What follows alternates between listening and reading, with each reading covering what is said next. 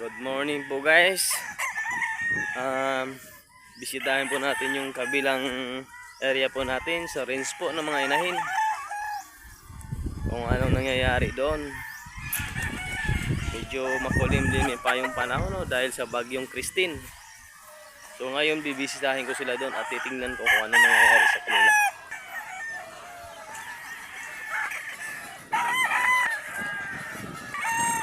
Malapit tayo guys, kaso lang medyo putik baka putik ang daanan. Dito na tayo sa palayan, sobrang putik po.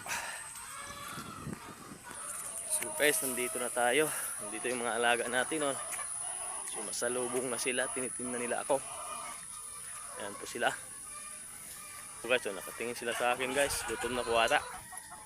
So pakakainin natin. Din si Munting Cardo ko, nag-iisa dito kasi sa kabila kami natulog. Kasi malakas ang hangin So ngayon pakaininan po natin sila, si gutom. Ayan po. Sila gutom na gutom po. Ayan, kumakain sila.